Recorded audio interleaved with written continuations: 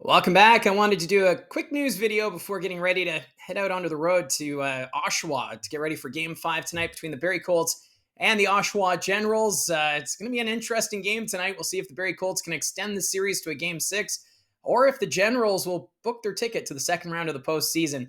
Last night, pretty exciting game. The Colts putting up quite the fight. They had a 3-1 lead going into the third period. Then, of course, Oshawa got back in the hockey game.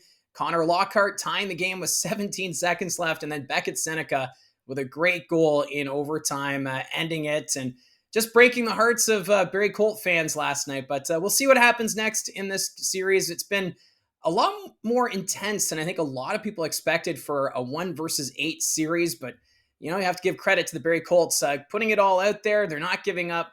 And really, what more could you ask for? It's been a lot of fun, and we'll see what happens tonight. So after the game, I will do a recap video just to talk about what happened during the game and what to expect next with the Barrie Colts and I guess the channel.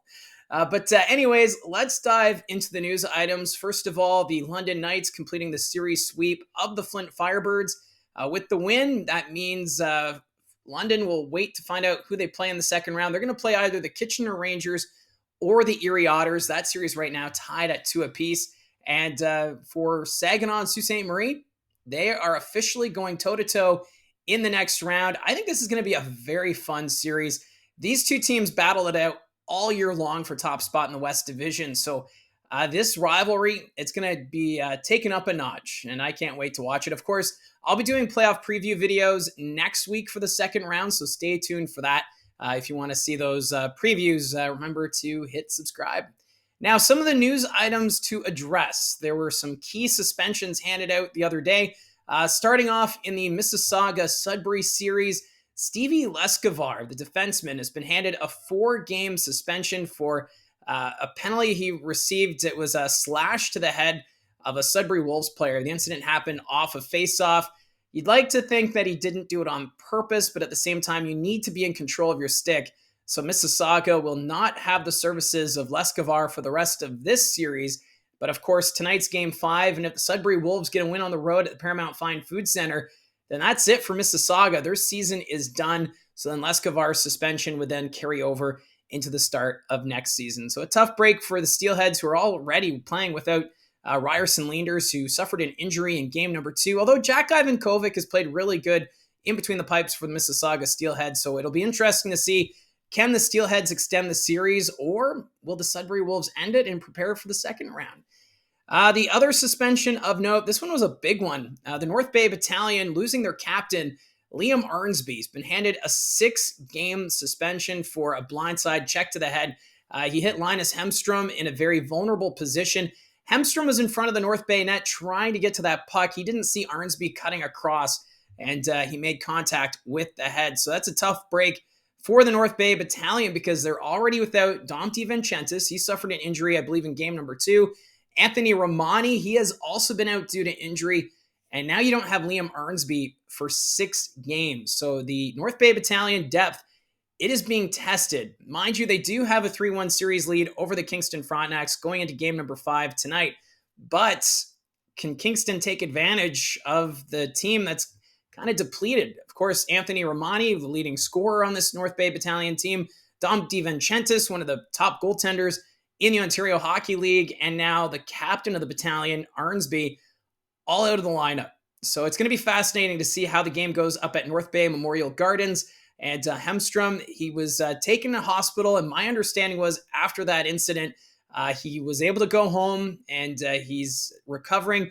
Not sure the timeline for Hemstrom, but he was having a really good run with the Kingston Frontenacs this season. So a tough way to see his season potentially end unless he's cleared and can return to the lineup. But I doubt Hemstrom will play tonight for Kingston as they travel up to North Bay. So a tough situation there. That series has gotten pretty feisty between the battalion and the Frontenacs. There's been a lot of videos on social media coming out of that. We had, I believe, I forget who the player was, but they were in the penalty box chirping one another. And I think he was calling out one of the LeBlanc twins and how they've now played on 4 teams. If you haven't seen that, I know TSN Bar Down shared the video, but it's kind of funny just seeing what happens during these playoff matchups. Just the drama and the matchups between the two teams, between players, and the Kingston North Bay series has been an interesting one. And now this suspension to Liam Arnsby is taking it to that next level, I guess. And finally, Jeff Merrick tweeting last night that the CHL is expected to lift its ban on Russian and Belarusian hockey players in the import draft. I'm not getting into the whole politics of it. I'm just going to report as it is. But it was rumored for the last few months. I believe I talked about it back in January, how the CHL was looking to lift the ban. And as it stands right now, it has not been made official as of yet. But the draft, the import draft is set for July 3rd. So it should be announced relatively soon. So then CHL teams will know if they can draft Russian and Belarusian athletes in the import draft. And of course, the whole ban is related to the special operation that the Russians had in the country of Ukraine, the invasion, whatever you want to call it. But since then, Russian players, Belarusian players, not allowed to take part in the CHL import draft. Of course, the IIHF also banning Russia and Belarus from taking part in international competitions. So that situation's still developing, but right now it sounds like the CHL will allow Russian and Belarusian players back in the import draft. And I was just looking at an article, and the last time Russians and Belarusians were allowed in the CHL import draft, that was in 2021, and there were 16 Russians selected and 11 players from Belarus. So there is a good chunk of players who do get drafted into the import draft. It's a crucial draft with the teams that are rebuilding. Of course, with Windsor Spitfires winning the OHL draft selection, I believe that moves up their import draft selection as well. So they'll be keeping a close watch on this situation. So those are the news items I wanted to touch on today before I head out on the road to Oshawa. I also posted a video looking at the Peterborough Petes as I'm continuing that series, looking at teams that have already started their off-season planning and preparing for the draft, which is next Friday, a week away until we figure out who will be selected first overall by the Windsor Spitfires. So let me know in the comments section down below your thoughts on any of these news items. And don't forget to hit like and subscribe, and we'll talk to you again soon.